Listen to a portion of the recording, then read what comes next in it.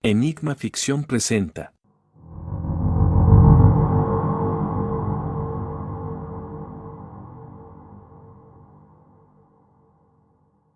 Dominio. Ecos perpetuos.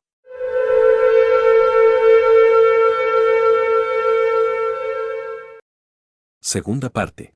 Capítulo 7. El sonido de nuestros pasos resonaba en el callejón mientras nos alejábamos. No había tiempo para pensar.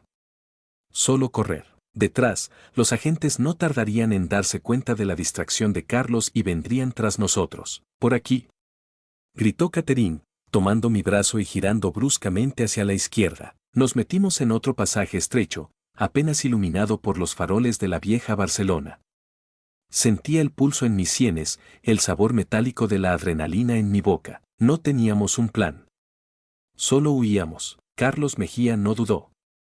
Sosteniendo el sobre en alto, atrajo la atención de los agentes lo suficiente para que Catherine y yo escapáramos. Sabemos quiénes son, dijo con firmeza, aunque su corazón latía como un tambor de guerra.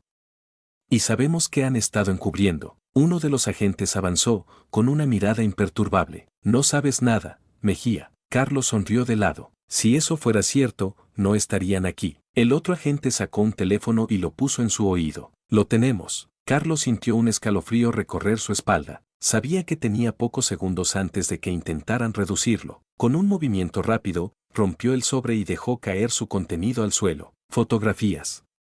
Documentos.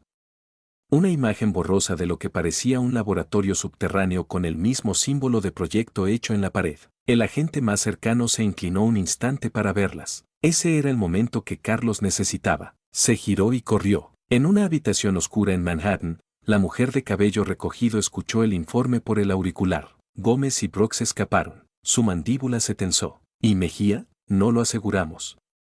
Perdimos las fotos. El silencio fue casi tangible. La mujer se quitó las gafas lentamente y las colocó sobre la mesa. Entonces ya tienen más información de la que esperábamos. El hombre de cabello entrecano la miró. ¿Qué hacemos? Ella tomó aire. Cambiamos la estrategia. Se levantó de su asiento y se acercó a la ventana, observando las luces de la ciudad.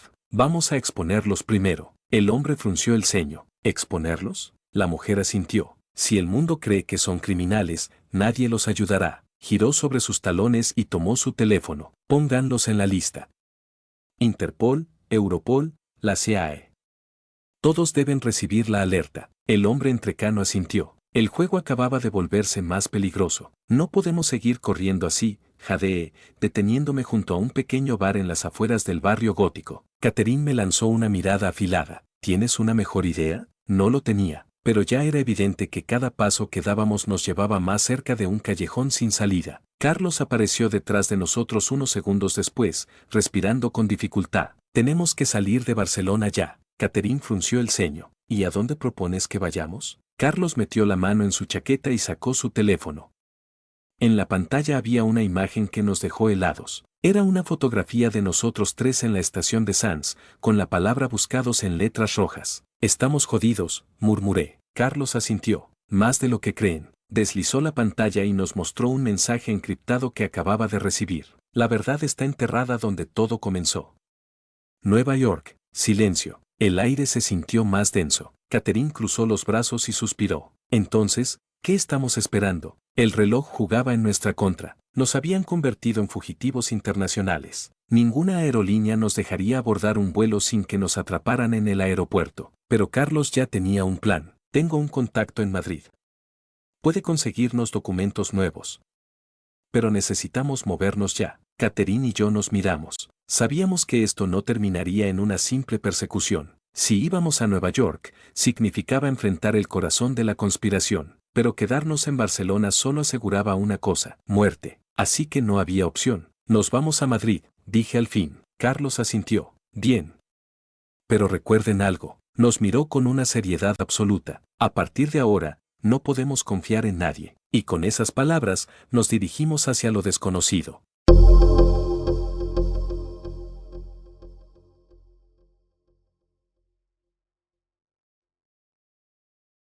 Capítulo 8. El tren hacia Madrid cortaba la oscuridad de la noche como un espectro de acero.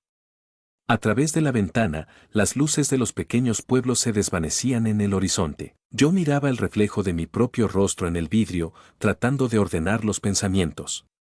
Demasiadas preguntas. Demasiadas piezas sin encajar. Carlos dormía en el asiento frente a mí, con los brazos cruzados sobre el pecho. Su respiración era pausada, pero su mano derecha se aferraba al teléfono como si temiera que desapareciera. Catherine, en cambio, no dormía. No hemos hablado de lo que pasará cuando lleguemos, dijo, su voz apenas un murmullo. Giré la cabeza hacia ella. Carlos dijo que tiene un contacto.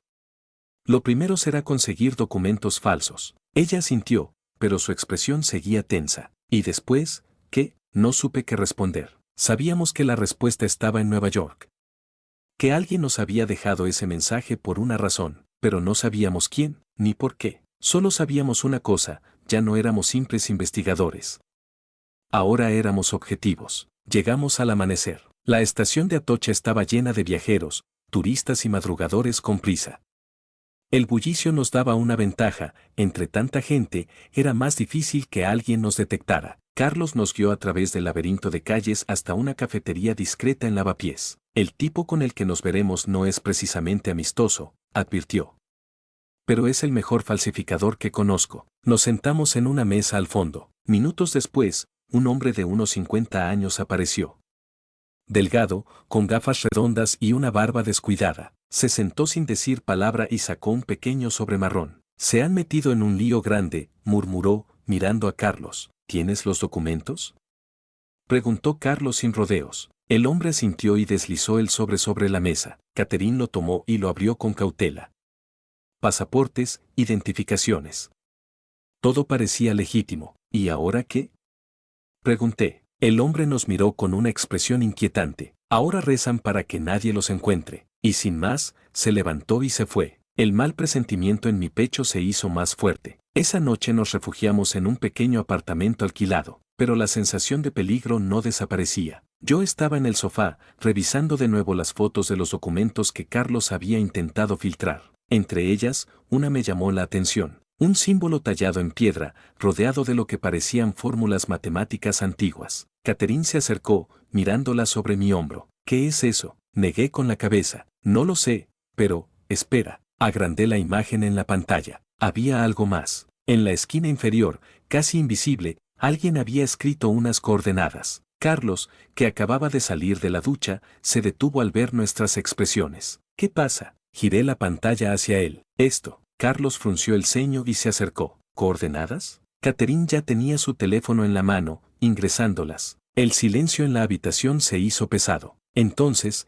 el mapa se cargó. Las coordenadas marcaban un lugar en Nueva York, pero no cualquier lugar. La Biblioteca Pública de Nueva York. Nos miramos en completo silencio. Alguien nos había estado dejando pistas desde el principio, y ahora sabíamos nuestro próximo destino.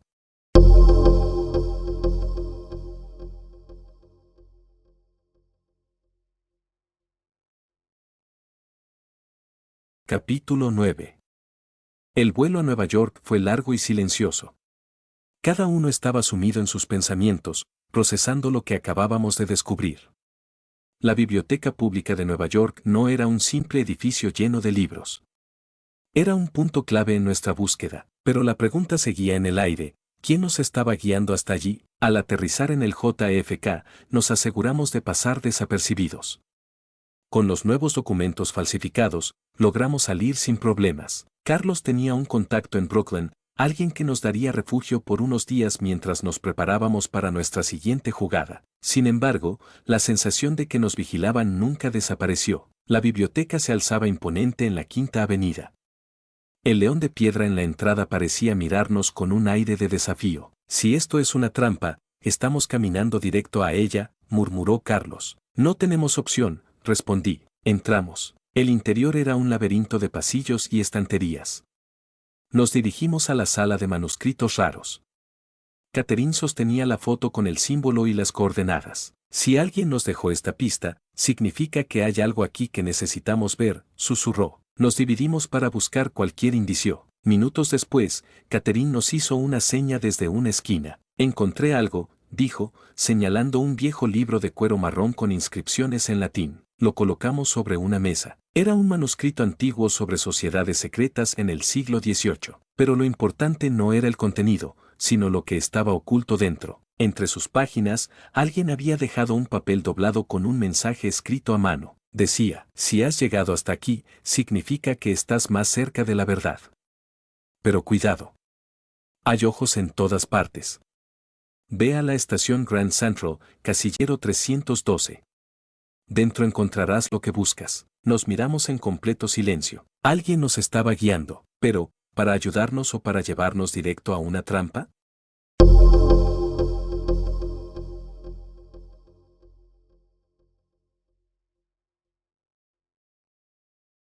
Capítulo 10. El papel en nuestras manos ardía como si contuviera un veneno invisible. Nos estaban guiando, sí, pero ¿hacia qué destino exactamente? Carlos, con la mandíbula tensa, dobló el mensaje y lo guardó en su chaqueta. Si esto es una trampa, al menos nos están dando respuestas, dijo en voz baja. Catherine no apartaba la vista del manuscrito. Sus dedos pasaban las páginas con rapidez, buscando algo más. Este libro, murmuró. No es solo un registro de sociedades secretas. Es una advertencia. Me incliné sobre la mesa. El manuscrito hablaba de una orden secreta que había influenciado la historia desde las sombras. No era una teoría conspirativa cualquiera, sino una crónica detallada de cómo ciertas familias poderosas habían manipulado guerras, economías y gobiernos durante siglos. Los nombres eran aterradores en su familiaridad. Los Rothschild, financiando imperios y dictaduras por igual. Los Rockefeller, moldeando el sistema bancario y energético global. Los Morgan, controlando industrias enteras con un simple apretón de manos. Los Habsburgo, los Windsor, los Borbones, asegurándose de que la sangre real siguiera dominando en secreto. Mierda, Carlos pasó una mano por su rostro. ¿Estamos diciendo que toda la historia que conocemos ha sido una farsa? Catherine no respondió. Yo le arrebaté el manuscrito y pasé las páginas con ansiedad. Había diagramas, conexiones entre líderes políticos y banqueros, notas sobre cómo la Revolución Francesa, la Primera y la Segunda Guerra Mundial, incluso la Guerra Fría, no fueron más que piezas de ajedrez en un juego que llevaba siglos desarrollándose. Pero lo peor no era eso. Había una fecha al final de las anotaciones. 2025, la última jugada. El aire en la biblioteca se volvió pesado. Esto no es solo un libro, susurró Catherine. Es un plan. Y estábamos en el centro de él. Nos movimos rápido. La estación Grand Central era un hervidero de gente. Nos dirigimos al casillero 312, cada uno atento a cualquier señal de que nos estuvieran siguiendo. Carlos se inclinó y marcó la combinación que estaba en el mensaje. El casillero se abrió con un leve clic. Adentro había un sobre amarillo. Lo abrí con manos temblorosas. Dentro, había una llave y una dirección escrita a mano. Calle 47, edificio Cross. Piso 12. Habitación 1207. Nos miramos, cada uno con el mismo pensamiento. Habíamos desenterrado algo que nunca debimos encontrar. Y alguien nos estaba guiando hacia la siguiente pieza del rompecabezas.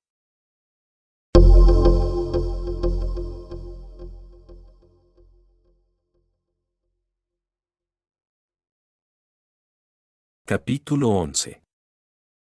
Las calles de Nueva York eran un caos de luces y sombras. Caminamos con el sobre en la mano, sintiendo el peso de lo que acabábamos de descubrir. Si el manuscrito decía la verdad, el mundo no era más que un tablero de ajedrez manejado por unas pocas familias durante siglos. Y ahora nosotros teníamos una clave para entenderlo. El edificio Cross se alzaba en la calle 47 como una reliquia de otra época. Su fachada de piedra oscura tenía un aire de autoridad, de algo que había visto demasiados secretos a lo largo de los años. ¿Seguros de esto?, preguntó Carlos, mirando a su alrededor. Catherine revisó la dirección en el papel. No hay vuelta atrás. Entramos. El ascensor era viejo y rechinaba con cada piso que pasábamos. Cuando llegamos al 1207, sentí un escalofrío en la nuca. Carlos sacó la llave y la introdujo en la cerradura. La puerta se abrió con un leve chirrido. El interior estaba casi vacío. Solo había un escritorio antiguo, una silla de cuero desgastado y un estante con libros. Pero sobre el escritorio, en perfecto orden, había una vieja máquina de escribir. Y en el rodillo, ya preparado, un mensaje mecanografiado esperándonos. Si han llegado hasta aquí, significa que la verdad está cerca. Pero no son los únicos que la buscan. Les daré una última pista, todo comienza y termina en la Biblioteca Secreta de Madrid. Corran antes de que sea demasiado tarde. Nos quedamos en silencio. ¿Madrid? Catherine exhaló, como si procesara las palabras. ¿Biblioteca secreta? Carlos frunció el ceño. ¿Estamos hablando de una real o de una maldita leyenda? Yo me acerqué a la máquina y toqué la hoja de papel. Si alguien se tomó la molestia de dejarnos esto, es porque sabe que estamos cerca de algo grande. Carlos se alejó de la ventana con un gesto tenso. Sea lo que sea, no somos los únicos detrás de esto. ¿Cómo lo sabes? Pregunté. Me respondió señalando la calle. Un coche negro estaba estacionado frente al edificio, y dentro había alguien mirándonos fijamente.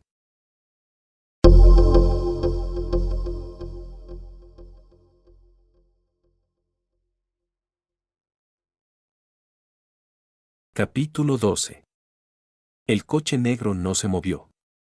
Pero tampoco hacía falta. El mensaje era claro, nos estaban observando. Carlos cerró las cortinas de golpe. Tenemos que salir de aquí, ya. Caterina sintió y agarró el papel de la máquina de escribir. Yo tomé la llave del casillero y la guardé en mi bolsillo. Todo lo que teníamos nos llevaba a un solo lugar, Madrid. Salimos del edificio con los hombros tensos, sintiendo el peso de cada sombra. Tomamos un taxi sin mirar atrás. ¿Cuándo es el próximo vuelo a Madrid? Pregunté mientras Catherine revisaba su teléfono. Hay uno en 6 horas. Demasiado tiempo. Carlos resopló y miró por la ventana del taxi. No podemos tomar un vuelo comercial. Si esa gente nos sigue, estaremos atrapados antes de aterrizar. ¿Tienes otra opción? Le solté con frustración. Carlos apretó la mandíbula y marcó un número en su teléfono. Tengo un contacto en Nueva Jersey. Un piloto privado que puede sacarnos de aquí sin preguntas. Catherine y yo nos miramos. No había alternativa. Mientras el taxi avanzaba, revisé de nuevo el papel mecanografiado. Biblioteca Secreta de Madrid. Había leído sobre ella antes. No estaba en ningún mapa, ni en registros oficiales. Se decía que albergaba manuscritos prohibidos, documentos que nunca debieron ver la luz. Si el manuscrito en Nueva York mencionaba las familias que controlaban el mundo, Madrid debía contener la prueba definitiva, pero algo me inquietaba. Si nos estaban guiando hacia allá, ¿por qué no detenernos antes? El aeródromo en Nueva Jersey estaba casi desierto. El contacto de Carlos, un piloto italiano llamado Marco, nos esperaba junto a una avioneta. No quiero saber en qué lío están metidos, nos dijo en voz baja, pero si la paga es buena, no me importa llevarlos a la luna. Solo llévanos a Madrid, respondió Carlos, entregándole un sobre con dinero. Subimos sin demora. Mientras el avión despegaba, sentí una inquietud en el pecho. Algo nos esperaba al otro lado del Atlántico. Y no estaba seguro de que quisiéramos encontrarlo. El aterrizaje fue limpio. Marco no preguntó nada y nosotros tampoco explicamos. Nos movimos rápido entre las calles estrechas de Madrid, sintiendo que cada esquina podía ocultar a alguien siguiéndonos. La dirección en el mensaje nos llevó a un antiguo convento. La fachada de piedra estaba cubierta de enredaderas y el aire tenía un aroma a historia olvidada. Aquí es, murmuré. Nos acercamos a la enorme puerta de madera. No había timbre, ni placa, ni señal de vida. Golpeé con los nudillos. Silencio. Golpeé de nuevo, esta vez más fuerte. El sonido de un cerrojo deslizándose nos hizo contener la respiración. La puerta se abrió lentamente, revelando un rostro arrugado y unos ojos oscuros que nos estudiaron con recelo. Llegan tarde, susurró la anciana. Ellos ya están aquí, y nos hizo pasar antes de que pudiéramos reaccionar. Continuará.